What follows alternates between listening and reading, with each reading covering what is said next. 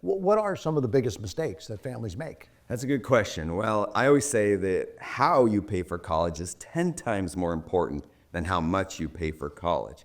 And the biggest mistake isn't going to be very popular, but we tell families not to use your traditional 529 accounts. Don't use your savings to pay for college. Don't drain your retirement or your investments Right. or whole life insurance. And definitely don't even pay for it out of your monthly cash flow, because when you pay for college, you're interrupting the compounding interest on that money. Don't use your 529 accounts or your brokerage accounts to pay cash for college, or don't just take money out of your pocket every month to pay back college loans with. Instead, put your money towards real estate and have the real estate generate the cash flow to actually pay for college. In this section of the webinar, I dive into the details of benefit number 3, how to use the cash flow from the real estate to actually pay back those college loans. Let's talk about the third benefit of using real estate for college funding. The third benefit of using real estate for college funding is cash flow to pay for college. This is where I want to spend most of the time, because this will save you more than all the free money you could possibly imagine.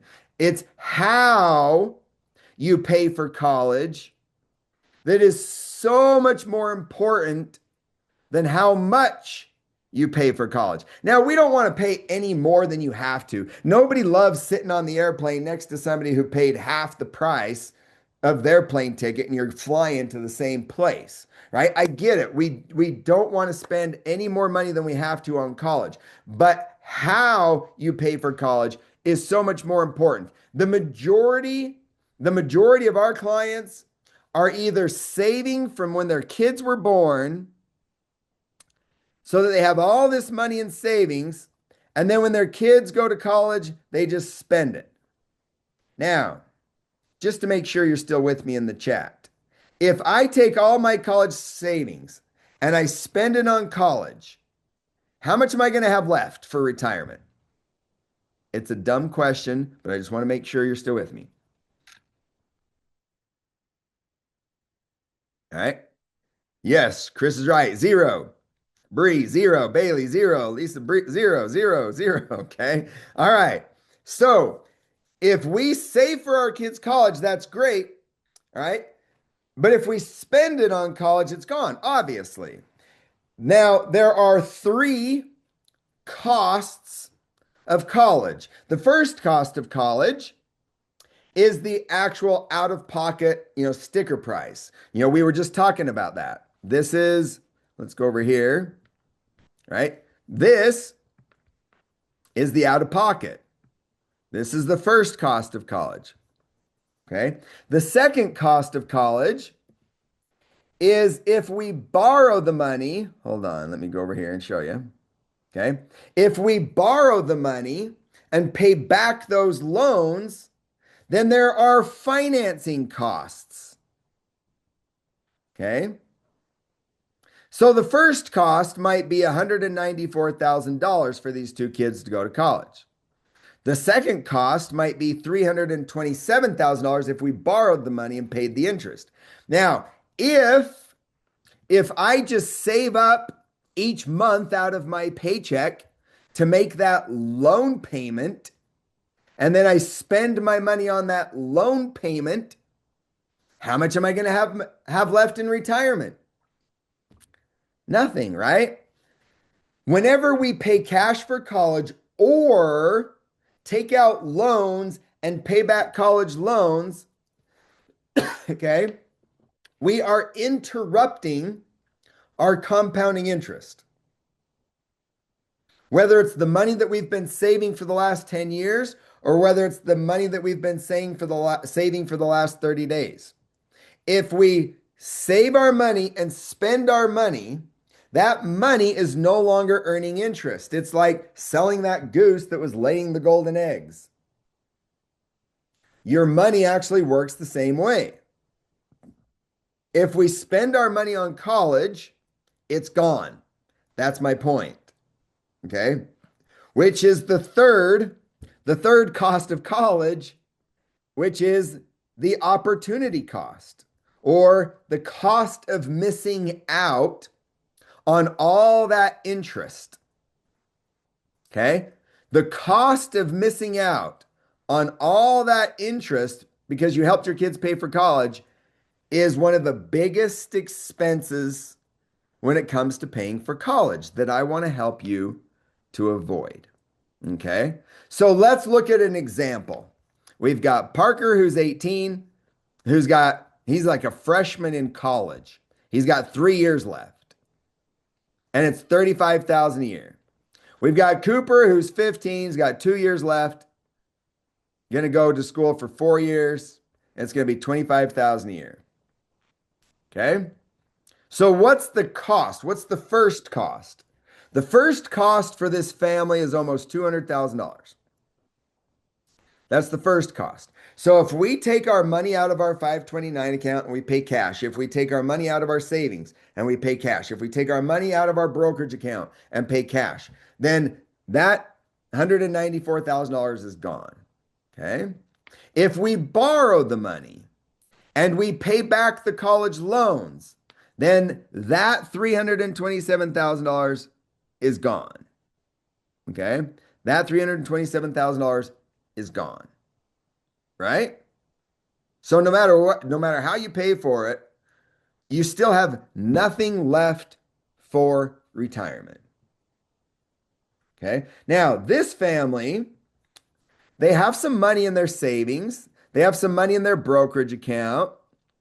They have some money they're putting towards retirement accounts, and they have money in savings. So they can afford to pay cash for college.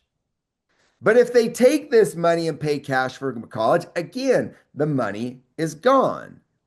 But what if we took some of that money? What if we just took this money right here? What if we took $194,000 and used it towards some real estate? What if we took that money and used it towards some real estate like this one? And I'm going to explain how this works in a minute, but this is a $500,000 house in Texas in the Smoky Mountains. And it's a $50,000 down payment, and we are taking over a 3.75% interest rate. If you've never heard of creative financing, this is what we call creative financing. Creative financing is where you are taking over somebody's mortgage payments, or it is a seller financing situation. Either seller financing or taking over someone's mortgage payments. Okay? This particular principal and interest, taxes, and insurance is $2,800 a month with an estimated monthly cash flow of almost $4,000. But there's ways to improve that. But that gives us a net by default of $1,000 a month. Okay. So in other words, I could use $50,000 to go towards creating some cash flow that could go towards my loan payments.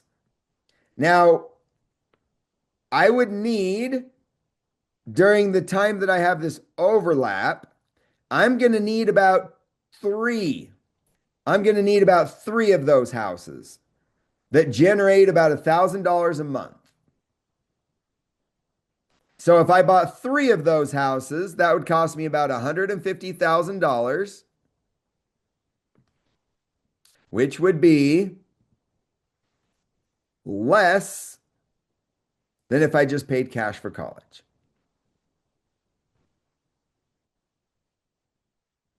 Okay. Now, are there better deals?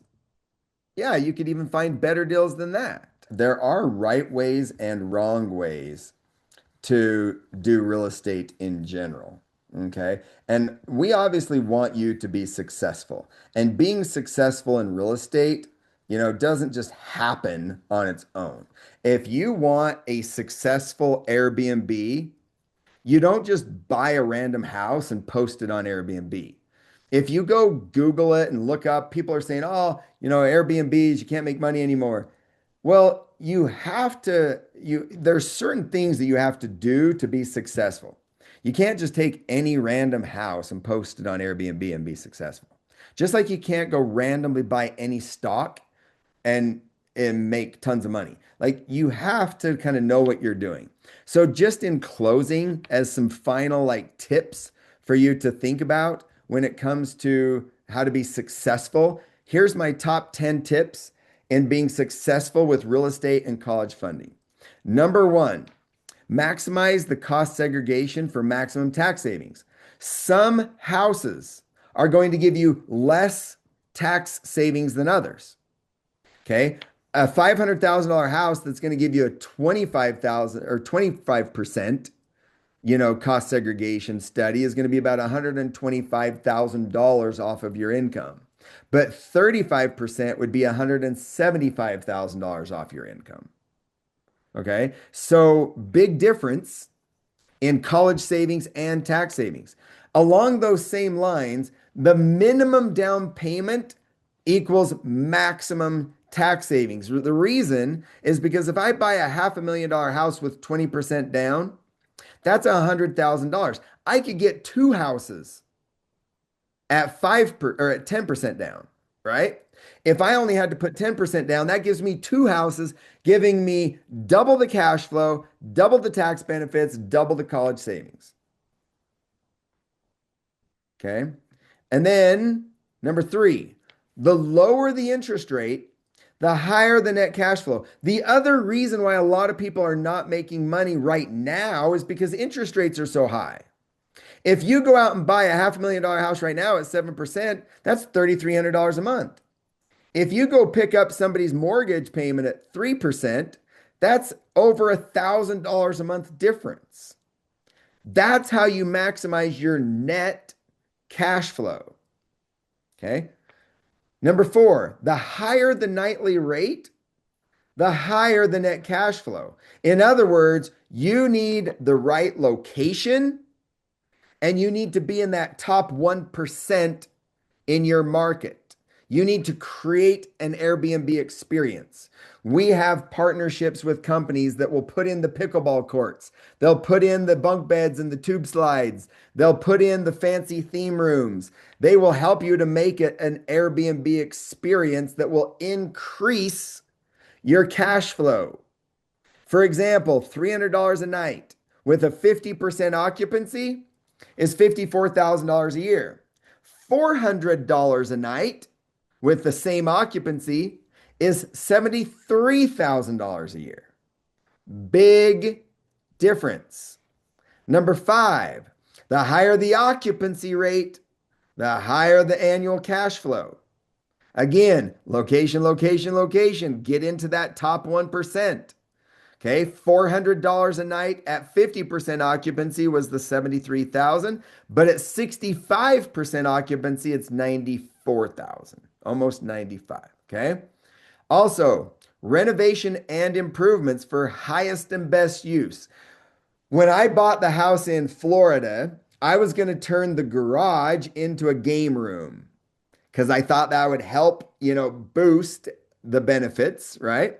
And the recommendation that I received from the consultant that we work with said that if I turned that garage into a bedroom, I would get a higher and better lift, meaning I would get higher nightly rates and higher occupancy, which was way more valuable than the game room based on data. We have data on all of this. Number seven, marketing and listing for the top 1%. Now, there's nothing I love more than marketing. I love marketing. We can help you market your property so that it stands out. And that's based on the pictures and everything. Just a little side note. I used to love, I like horses. I have way too many horses, but I used to love buying horses that had a terrible picture. They were they were for sale with this little picture of this horse on the other side of the field. And I would buy the horse. I would take pictures with my kids on the horse, and I would sell it as a kid's horse for 3 times the price that I paid for it. Just by taking better pictures. So when you're marketing your house on Airbnb, there is a right and wrong way to do that. Okay. And then 8, private and direct bookings. I think there was a comment on the webinar about that. All right. If you get a database of return clients that go to you directly, you could cut out all the Airbnb fees. So you could, create a database for repeat customers and have a web page for your property. Number 9, have a world-class guest book to maximize the experience, physical and online. The better the experience, the better the reviews. The better the reviews, the higher up the list it's going to show up on Airbnb. And finally, number 10, professional management is not just because you don't want to do it. Professional management is going to give you maximum customer satisfaction and your own happiness as well. But if you're trying to get good reviews, you need somebody who knows what they're doing. So hire a professional management company to get those 5-star reviews. Right? Hands off also means less time and low stress. Own properties across the country for diversification and best locations. And then discounted pricing means you keep more profit. We can help you with discounted management. Okay, so in summary, remember there are 3 ways to pay for college. Number 1, you can pay cash. Number 2, you can take out loans and pay back loans. But in either scenario, the money's gone.